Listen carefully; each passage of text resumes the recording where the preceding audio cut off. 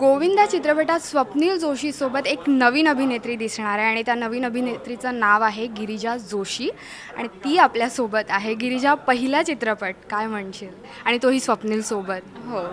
Actually मी खूप नशीबवान आहे की माझी पहिलीच फिल्म स्वप्नील जोशीबरोबर आहे. म्हणजे स्वप्नील जोशीला मी अगदी लहानपणापासून बघते आहे टी व्हीवर किंवा तेव्हा कधी असं वाटलं नव्हतं की माझी पहिली फिल्म मी ह्याच्याबरोबर करेन. बट ॲज अ माणूस म्हणायचं झालं तर तो खरंच खूपच डाऊन टू अर्थ आणि खूपच सपोर्टिव्ह होता. मी नवीन असूनही त्यांनी खूप सांभाळून घेतलं मला किंवा आम्ही डिस्कस करायचो एखादा सीन द्यायच्या आधी की चल आपण असं करूया तसं करून बघूया.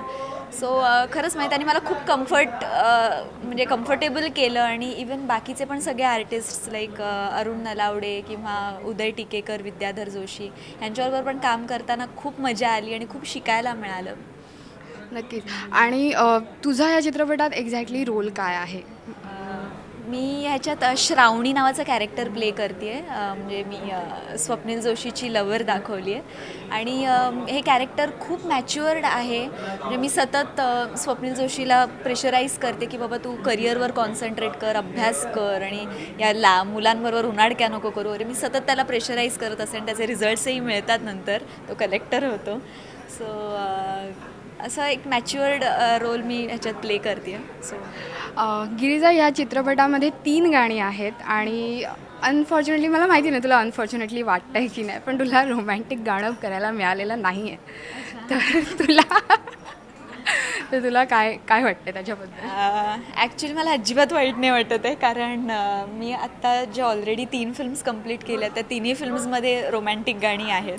सो असं एकंदर मला असं झालं की हां, आता वेगळं काहीतरी अजून एक वेगळ्या प्रकारचं काहीतरी गाणं करूया. तर मला हे गणपतीचं गाणं करायला मिळालं.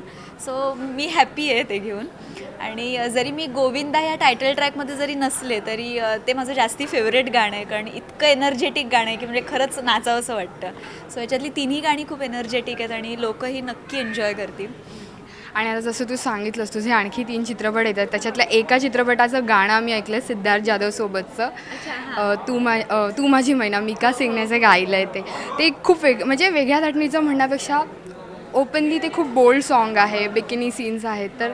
तर त्याच्याबद्दल तू काय सांगशील? म्हणजे तो एक्सपिरियन्स कसा होता? पावडर ही मूवी म्हणजे माझ्यासाठी एक अजून एक वेगळा टर्निंग पॉईंट ठरेल कारण म्हणजे मराठीत आल्या आहेत म्हणजे ग्लॅमरस म्हणजे मुलींनी रोल्स साकारले आहेत. बट हे माझ्यासाठी खूप वेगळी गोष्ट आहे कारण नुसतं ग्लॅमरस तर नाही आहे बट ह्याच्यातमध्ये काय काय फाईट सिक्वेन्सेस आहेत किंवा मी बाईक चालवली आहे ह्याच्यात पहिल्यांदा. सो एकंदरच फिल्म्स ही खूप म्हणजे स्टंट्स वगैरे मी आणि सिद्धार्थ जाधवने भरपूर स्टंट्स वगैरे केलेले आहे त्याच्यात.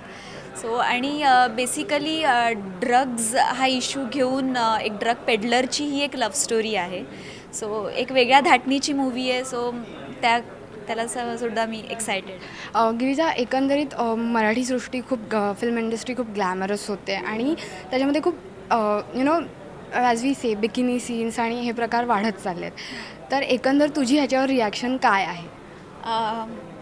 माझ्या मते म्हणजे ह्याचा खरा इश्यू करायला नको. म्हणजे बिकिनी घातली आहे ह्याचा एक मराठीत एक इश्यू केला जातो बट त्याची काही गरज नाही आहे. जर तुम्ही ती उत्तम कॅरी करू शकता तर तुम्ही घालायला काही हरकत नाही असं मला वाटतं.